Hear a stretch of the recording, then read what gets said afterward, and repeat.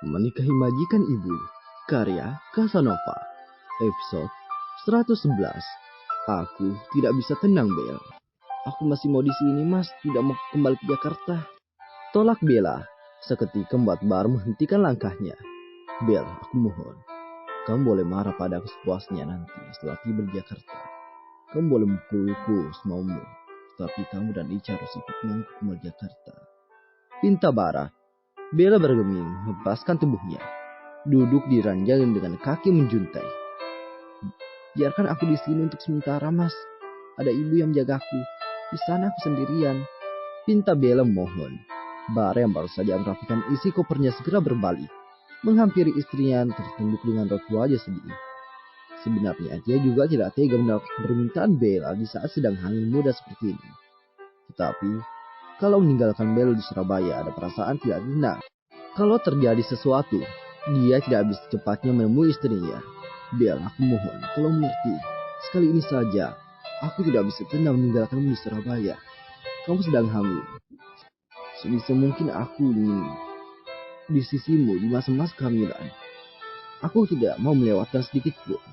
Jelas Bara, lelaki itu sudah berjongkok di hadapan istrinya, sembari menggenggam kedua tangan Bella yang terkulai di pangkuan. Ini anakku, benar-benar darah dagingku. Lanjut Bara, aku tahu, tapi aku tinggal di sini. Aku berjanji akan baik-baik saja. Pinta Bella memohon. Lama terdiam tempatnya berjongkok. Bara sedang berpikir mencari solusi terbaik untuknya dan Bella. Kehamilan Bella membuatnya tidak bisa terlalu keras dengan istrinya. Dengan menghela napas, akhirnya Bara memutuskan. Baiklah, aku akan beri waktu seminggu. Setelah itu, ikut aku kembali ke Jakarta. Tegas Bara memutuskan. Bella tetap diam. Tidak menolak ataupun mengiyakan. Entah apa yang dipikirkannya. Dia sendiri sampai sejauh ini belum memutuskan apapun. Sebuah kecupan ringan mendarat kening Bella. Berikut senyum Bara. Tolong ikut aku ke bandara. Pinta Bara. Lelaki tampan itu sudah berdiri dan melepaskan pakaiannya. Bergegas ke lemari dan mencari pakaian ganti. Melihat kesibukan Bara di depan cermin, Bella pun membantu Bara menyiapkan kopernya, merapikan isi di dalamnya. Bel, biarkan saja. Kalau pekerjaanku tidak terlalu banyak, aku akan pulang ke sini nanti sore. Ucap Bara, meraih tangan istrinya yang sedang berjongkok dan membereskan isi kopernya. Maksud Mas akan ke sini lagi nanti sore? Tanya Bella hampir tidak percaya. Bara tersenyum dan mengangguk. Tersenyum pada istrinya sekarang berdiri di hadapannya. Aku tidak bisa meninggalkan kalian di sini. Aku tidak bisa tenang, Bella. Apa tidak capek, Mas? Tanya Bella lagi. Hatinya mulai goyah dengan pengorbanan Bara. Tapi sebisa mungkin dia tidak akan terpengaruh kali ini. Aku belum tahu. Tetapi kalau tidak terkejar, bisa saja besok sore aku ke sini. Aku mau lihat pekerjaan kantorku dulu. Sahut Bara. Tatapan haru itu semakin terlihat nyata.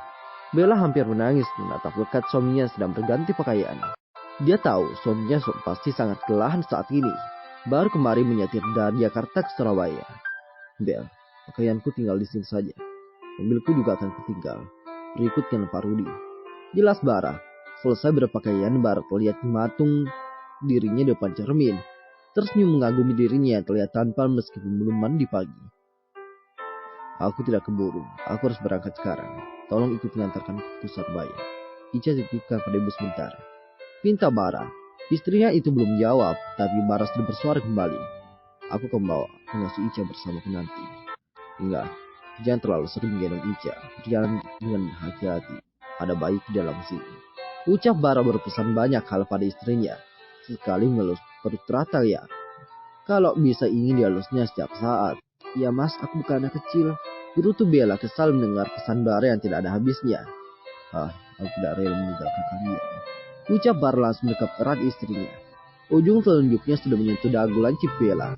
Dengan ujung jarinya membuat wajah cantik itu terangkat. Aku pasti merindukan kalian. Jangan marah lagi. Aku bersalah padamu. Aku minta maaf. Ucap Bara pelan sambil lembut bibir tipis istrinya. Kecupan ringan itu semakin dalam dan menuntut. Dan ketika Bella pun ikut membalas, Bara semakin terhanyut. Kalau tidak ingat sebentar lagi dia akan terbang ke Jakarta, sudah pasti saat ini dia akan menerbangkan Bella bersamanya. Terlalu lama berpuasa, mood Bella yang tidak naik turun membuatnya tidak berani mendekat. Berusaha untuk tidak larut, akhirnya Bara menyudahi kecupannya. Ayo, antar aku ke bandara sekarang. Bisik Bara menarik tangan Bella untuk ikut turun bersamanya. Keesokan paginya, pagi itu Bella sudah bangun pagi-pagi sekali, berencana menitipkan putrinya pada sang ibu seperti ceritanya kemarin pada Ibu Rosma. Dia mencoba melamar pekerjaan di kantor Pak Rahmat, tetangga rumah mereka.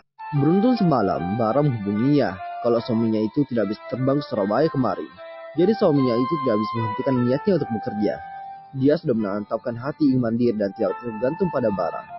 Hubungan mereka tidak bisa dibilang manis dan akur, buat Bella berpikir dan mempersiapkan banyak hal. Ibu, hari ini aku akan ke kantor Pak Rahmat. Aku serius mau melamar kerja di sana. Cerita Bella saat sedang menjatuhkan mumpungnya di kursi makan. Tangannya dengan cekatan meraih centang nasi goreng dan misinya sebagian di piring.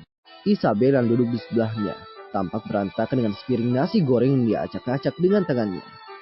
Kau benar-benar serius? Bagaimana dengan suamimu? Apa dia mengizinkan? Tanya Ibu Rosma mulai risau. Aku serius, aku juga sudah mendapatkan alamat kantornya. Sebentar lagi aku akan berangkat, Bu. Cerita Bella. Ica, jangan diacak-acak, sayang. Pinta Bella merapikan mulut dan tangan Isabel yang berantakan dipenuhi nasi goreng yang berceceran. Ibu Rosma menggeleng. Mau melarang, tetapi dia yakin Bella pasti tidak terima.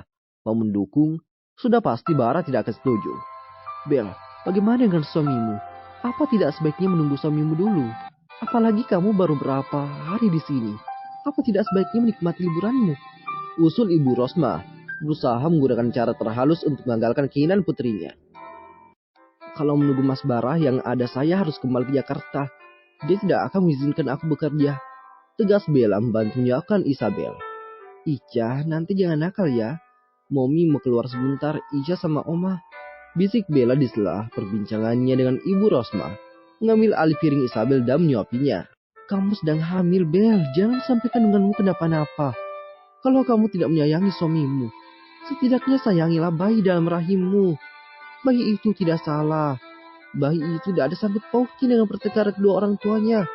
Jangan sampai bayi tidak berdosa menjadi korban keegoisan kalian, para orang tuanya. Dan sehat Ibu Rosma. Aku sudah mantapkan hatiku, Bu. Mas Bara itu tidak mencintaiku. Untuk apa aku bertahan di rumah tangga seperti ini? Untuk apa aku menjalani rumah tangga yang hanya akan menyakitiku? Ucapan Bella membuat Ibu Rosma kesal. Apa sewaktu menikah kamu tidak tahu kalau Bara tidak mencintaimu? Lalu kenapa kamu mau menikah dengannya? Lalu kenapa kamu mau menjadi istrinya? Bahkan bukan istri di atas kertas. Kamu benar-benar menjadi istri Bara seutuhnya. Sudah sejauh ini, sudah hamil anaknya juga. Kenapa baru mempermasalahkan masalah cinta? Ibu Rosma berkata dengan kesal. Kalau kamu mau dengar audiobook lebih banyak dan gratis, segera download AudioTune.